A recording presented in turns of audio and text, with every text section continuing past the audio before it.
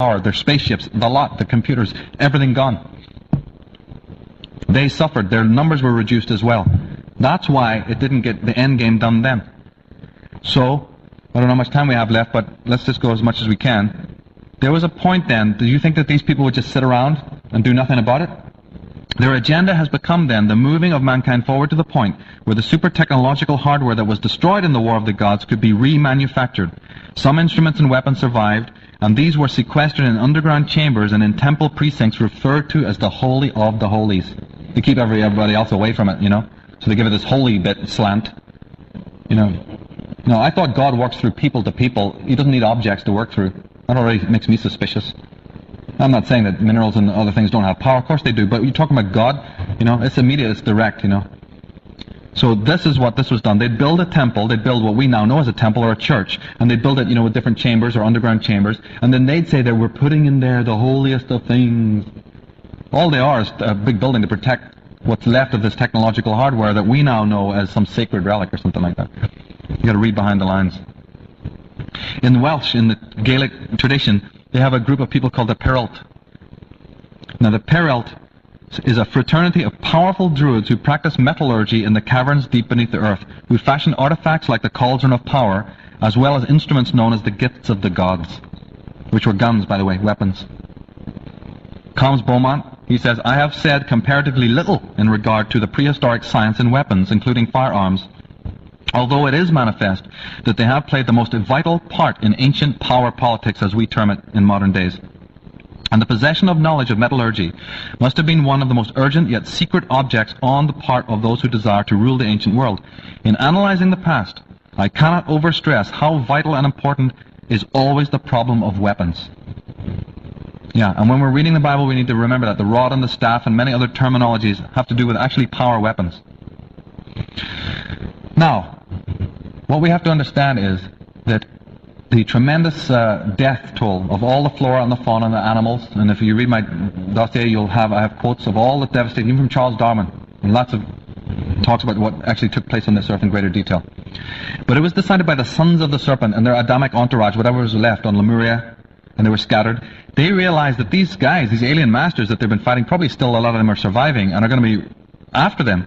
So it was decided at this time that, for safety's sake, that they would spread out in small contingents to the rest of the known planet at that time. And this is what, ladies and gentlemen, you hear about with the coming of the gods or the coming of culture to the four corners of the earth, and how surprisingly similar the languages, the customs, the dances, and the belief systems are. Of course they're the same. It's the same race taking it there.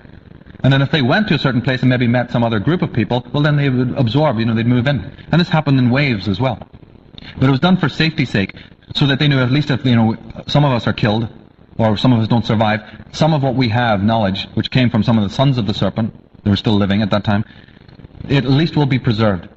Now the other gang, I'd say 50, some people say the Council of 13. Some people believe that only the Dark Brotherhood, only 13 of them remained. I think that's a little light, maybe later on, but there may be about 50 of these beings left. They did the opposite. While the other ones were diversifying, they were condensing. And they condensed at the new equator of the planet Earth, around what we would call now the Middle East, specifically Mesopotamia, Sumeria. And they started creating their empires. They congressed at that place and started building the empires that we know today to be of historical post-Diluvian time. And isn't it true that from the building of those empires comes what we know as historical time? And aren't all those empires based on bloodshed, murder, repression, and inhuman things? There's a reason. Find out who's the back of it. Isn't it the time from that when we get patriarchy, gender dichotomy, class dichotomy, urban living, which is totally unnecessary, the meat diet, overpopulation, all of the things that plague our societies today come out of a specific time and date. We've got to find out who was behind those empires, why there was so much bloodshed, who was doing what to whom. And in their empire situation, they had an agenda that seemed to us to just be totally random. In Job it says, He increaseth the nations and destroyeth them again. You see, up they go and down they come. He enlargeth the nations and then straighteneth them again. This has been the agenda for 11,000 years. Build nations, build cities, get your empire building again. They have less people, they have less amount of themselves physically, and they got no hardware. They're put back, in their terminology, thousands and thousands of years they put themselves back.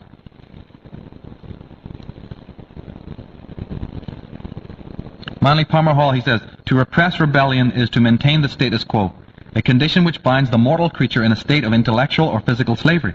But it is impossible to chain man merely by slaving his body.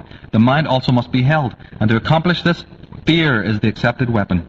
The common man must fear life, fear death, fear God, fear the devil, and fear mostly the overlords, the keepers of his destiny.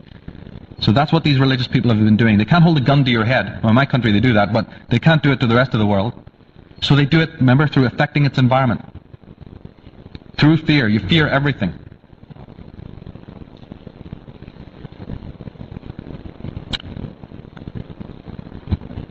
And let's see.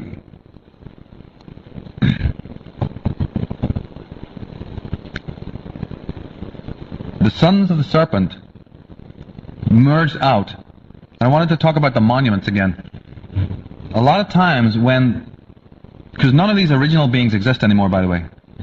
Right? The original masters, alien masters, even though they had very long lifespans, none of them are alive today, and neither are any of the original sons of the serpent. All that is left now is people who are their bloodlines, right? Their DNA bloodlines. And when you identify with the alien DNA part of you, this is where you get the inhumanity, the evil, the serial killing, right? All of those things that are pernicious in society, even on a moral, they're just the people we don't like. You meet somebody, you just go, I don't like that person. Something about them I just don't like. And inside ourselves, those aspects of ourselves we don't like. This is the inner Armageddon between the alien and the human DNA that's been at battle for years. You know all the mythologies? Anybody familiar with the mythologies of the world about the twins? The dark-haired twin, the light-haired twin, right? The combat between Cain and Abel, Jesus and Satan, and so on, Arthur and Mordred. You know, this is again a description between the two people. Remember the tree of good and evil? Both sides have this knowledge of the tree of life, but both are an antithesis to each other. Right? Professor Moriarty, Sherlock Holmes. I mean, it's even in fiction, Hamlet, and it goes on and on and on. This dichotomy that we love so much in fiction. But it's coming from a symbol from somewhere. So the people that are alive today are those who have these two strains inside of ourselves, from Homo Atlantis. And when we decide within ourselves which side to go on, we can make that decision inside ourselves, but some have it very strongly. So it might sound like a strange thing to say, but a lot of the rulers of the world, the people who are doing these atrocities in the world, that don't seem to worry about putting, the whole of the earth into slavery to get what they want, they are aligning very strongly. They have a very strong connection to the alien DNA in them when they're born.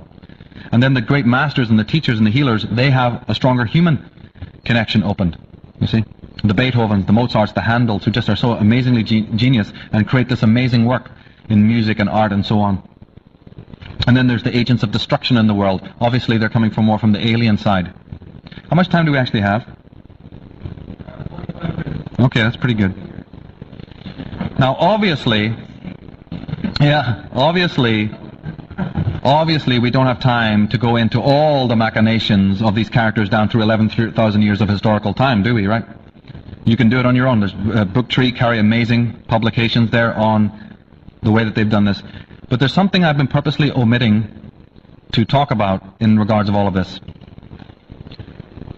Do you remember when I said that the adversary, these sons of the serpent, the serpent people have been chased into our solar system and they came to our planet, and then the people that were pursuing them took off and left, remember? That's not strictly true. They weren't stupid. And obviously if they've chased these people out of their own planet and into our another solar system, they're really going to make sure that none of these people survive, right? But for some reason they did have to leave relatively quickly. They didn't come to this planet and seek them out. But they probably did do scans of this planet and the solar system to find out if these people are still alive after they destroyed Tiamat. But Tiamat's destruction was creating so much electromagnetic disturbance in the solar system that these beings took off. And if you're into people like Nazim Haramein, the great physicist scientist, he's even talked about the fact that the sun is a black hole by which you do the time travel.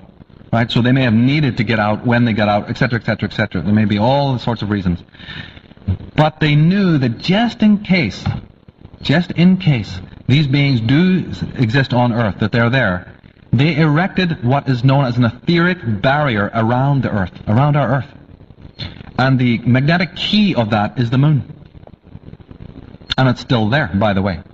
And that is why no man has ever gone beyond the moon. You can go to the moon, but you can't go beyond it. And you never will. They can send a machine out there, but isn't it interested you that they still haven't gone out there as a human form? This is something that's been held from us. You can't. There's a barrier of energy up there around our Earth that's of an esoteric nature. It involves technology, yes, but a technology of an extremely advanced nature that even these aliens probably couldn't crack or get out. So this Earth was in quarantine. If you read C.S. Lewis, he goes into all of this about Earth being quarantined. And the name that he has for our planet is called Fulcandra, the silent planet. It has to be quarantined off from the rest of the 9 planets, because planets are not really material bodies, they're intelligences of a kind. And our planet is under quarantine, so this Armageddon, this inner war, can take place in sequestrament. Okay, just like you quarantine a sick patient. And this ethereal barrier around it is called the Stargate, or the real Stargate. See, the other side give you updates on how well they're doing to get out of it. It's called the movies. And this barrier is well known to the ancient alchemists and so on. And the symbol that has been used is again the serpent. That etheric barrier was known in Chinese astrology as the dragon's head and the dragon's tail. Anyone who knows about astrology knows the moon's nodes, the nodes of the moon. This has to do with the barrier, and you've always seen the protecting circle of the dragon used in mythology and folktale, right? And many people have dreams I've talked to have connections between the symbol of the moon and the symbol of the dragon, and they don't know why, you know? And then they read my material and go, my God, you just explained it, why I have those dreams. And the Native American Indians, the Zuni and the Hopi, call that barrier the Great Web in the Sky. Anybody ever familiar with that term that the Native American Indians use about a great web in the sky?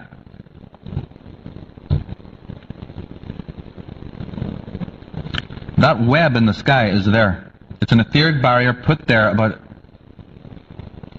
50,000 years ago, but the original alien masters who came here didn't know that, right? They didn't know right away that this barrier was put there. They actually found out more in historical times, because they've been moving us forward to get up to the point where they can rebuild the technology. And if you look at history properly from that just one agenda, ladies and gentlemen, you will find out that almost everything that has been happening from 11,000 years has been doing that.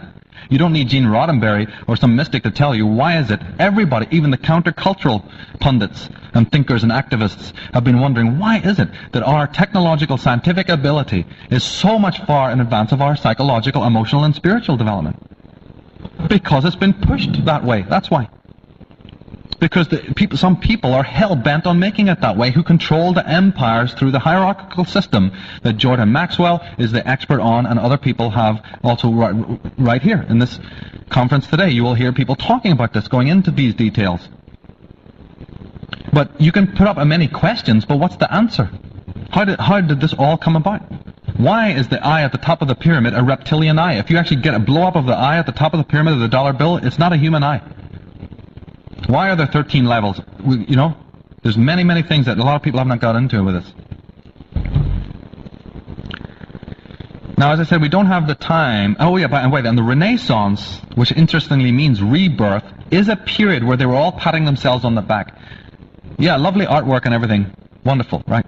But the Renaissance, what the occult agenda behind the Renaissance and the black nobility families of Italy was that this was the first time that they really were getting it together with the technology. It wasn't anything like what they needed, but it was like a first beginning. They were getting to the point where they realized it was recognizable, you know? And we call it the Renaissance, or they call it the Renaissance, the rebirth. Where finally some of the science and the scientists started to come together. It was looking like it was the beginning, rudimentary beginnings of what they originally had before the technology was lost. Now, we, as I said, don't have time to go through all 11,000 years of what they've been doing. I have to leave that to your own research. But I can draw one picture for you about a specific time that happened in England in the 14th, 15th, 16th, 17th century, but specifically the 17th century, at the time of the Tudor dynasty. A big agenda, an important thing we need to know about concerning this matter took place. And it has to do with this character on the right, who's known as Sir John Dee, and he worked for the British government. And interestingly enough, he was also ambassador to the court of King James, and he would go as an ambassador to Queen Elizabeth I. He would go to different countries. And when he wrote back to her, at the bottom of any intelligence documents he gave, he wrote his signature 007. Because John Dee is the head of MI5. British Secret Service comes from the Tudor dynasty of the 15th century. Ian Fleming, who wrote James Bond, was a member of the Secret Service, and when he retired he thought, I want to write some books, why don't I write about my own organization? So he did, and what you're reading there, and more importantly, the movies. Those James Bond movies, if you know how to watch those, they're telling you amazing stories. I mean, obviously you've got to wade through all the phallocratic, macho nonsense, but if you can manage to sit through that stuff, you're going to see something fascinating in those stories. I love them. Notice MI5's logo. Look at the pyramid and the eye at the top. See that?